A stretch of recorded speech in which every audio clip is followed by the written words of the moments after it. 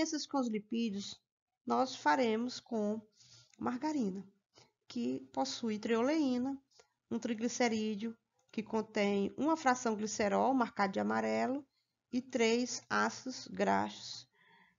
Então, para cada mol de triglicerídeo, que tem 3 ácidos graxos, 3 moles de hidróxido de potássio, meio por cento, em solução etanólica.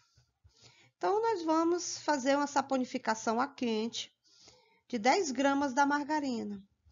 Então, nós temos uma hidrólise altamente alcalina, em que o glicerol é liberado, né, aqui, e 3, para cada mol de triacilglicerol ou de trioleína, 3 ácidos graxos, 3 sabões de ácidos graxos, né, como sais de potássio, certo? Você vê que a carboxila é monovalente, negativa, e o potássio é positivo. Vimos que na experiência anterior, nós obtivemos sais de ácidos graxos, que são chamados de sabões. Então, o tubo tem espuma e cheiro de sabão, mas junto está o glicerol e o restante do etanol com KOH, que não nos interessa. Nós queremos isolar os ácidos graxos. Então, como sabões, não dá para separar. Então, nós vamos colocar ácido HCl ou sulfúrico ou outro ácido forte, que vai remover esse potássio do sabão e colocar um hidrogênio, uma vez que ácido do OH+. Assim, a carboxila, o sabão vai ficar com uma carboxila, que agora ele se torna um ácido graxo, tá certo? O que era sabão agora é ácido graxo, porque tem OH, certo? Então, agora nós temos ácidos graxos livres do glicerol, mas eles ainda estão na mesma solução. Eu posso extrair com clorofórmio, éter de petróleo, um solvente eu posso agora extrair os ácidos graxos. Mas é bem mais em conta e mais fácil a gente usar uma propriedade dos ácidos graxos, que é o ponto de fusão. Então, nós pegamos toda a preparação do tubo, em que nós temos os ácidos graxos, que estão separados da parte líquida, né, do glicerol e do álcool. Aqui, vamos colocar esse tubo dentro dessa cuba de gelo e esperar os ácidos graxos ficarem solidificados, porque eles têm o ponto de fusão mais alto e vão solidificar, enquanto que o glicerol e o álcool vão ficar líquidos. Então, forma-se um anel bem firme, parece uma moeda, né? Uma moeda de ácidos graxos. Então, a gente fura ou essa moeda com um bastão, ou simplesmente desloca e derrama na pia toda a parte de baixo do líquido, ficando somente os ácidos graxos. Isso é permitido porque eles solidificaram, uma vez que nós abaixamos a temperatura da preparação. Agora, o resultante do tubo é de uma mistura de ácidos graxos livres de glicerol, livres da solução anterior. Nós usamos um método físico, né? Uma propriedade física para fisicoquímica, né? Para separar. Agora, nós vamos pegar um pouquinho só, porque nós ainda vamos usar mais esse material, um pouquinho só desses ácidos graxos e vamos distribuir em 3 tubos de ensaio, um com éter etílico, outro com etanol a frio, não é quente, e outro com água. Também a temperatura ambiente, todos eles. Agora, veja, nós vamos colocar aqui 2 ml de éter, 2 de etanol e 2 de água. E vamos agitar o tubo. O que podemos observar? A solubilidade dos ácidos graxos, no caso, é o ácido oleico.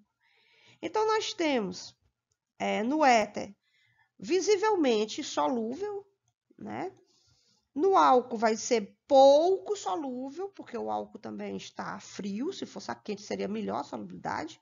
E na água nós vamos ver a insolubilidade desses ácidos graxos, tá certo? Esse é um teste de solubilidade. Para estudarmos as propriedades dos sabões, é interessante que a gente transforme novamente os ácidos graxos que tinham carboxila, né? C-OH, em sabões novamente. Então, vocês podem ver aqui pela reação que nós tínhamos anteriormente obtido os ácidos graxos livres e agora nós vamos fazer uma saponificação mais simples, porque não estão ligados ao glicerol. Então, nós vamos colocar KOH meio normal, aquecer e observar a saponificação direta do ácido graxo, tá certo?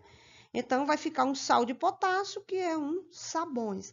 Os sabões têm uma cabeça polar, que é essa carboxila com potássio, e a cauda de hidrocarboneto, CH2, CH2, CH2, até dar o último, que é o CH3, que é o grupo R, né? Que é de natureza apolar.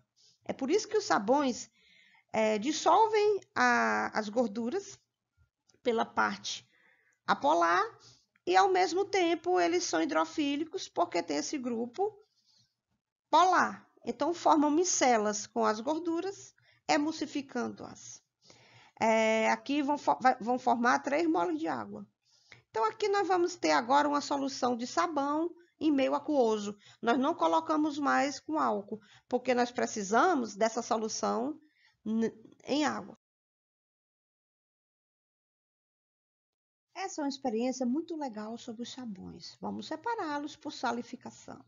Numa proveta, colocamos 3 ml da solução de sabão de potássio e completamos com água até 20 ml, água destilada.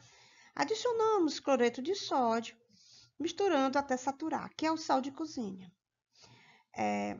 Agora a solução está com a densidade maior e também maior tensão superficial.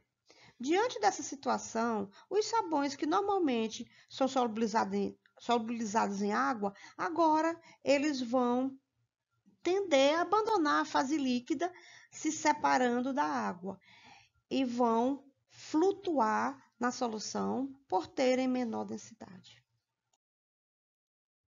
Aqui nós temos sabões que serão insolúveis. Como nós vamos converter sabões solúveis em insolúveis? Então, para formar uma micela, o sabão utiliza o grupo R, né, de natureza apolar. Várias moléculas de sabão são direcionadas com o grupo R para o centro da micela, que tem gordura. E as extremidades ficam rodeadas pela cabeça polar da molécula, que é hidrofílica. Assim, o sabão emulsifica a gordura, solubilizando-a. Quando nós colocamos sabões diante de cloreto de cálcio, que é um cátion bivalente, 2 moléculas de ácidos graxos ficam ligadas ao cálcio, certo? 2 moléculas, 2 cadeias. Esse conjunto não forma micela, certo? É diferente de um sabão monovalente com potássio, né? Que a carboxila tem a carga negativa e o potássio uma positiva. Aqui nós vamos ter 2 cargas negativas das carboxilas e 2 positivas do cálcio. Esse sabão é insolúvel em água e não serve para limpeza doméstica. A mesma coisa nós podemos ter aqui com o chumbo, tá certo? O acetato de chumbo também desloca o potássio e forma sabões de chumbo, sendo que 2 cadeias de ácidos graxos são ligadas e esse grupo aqui também não forma micela, são sais insolúveis, mas eu já li, não sei muitos detalhes, que esses sabões insolúveis são usados para limpeza de motores, né?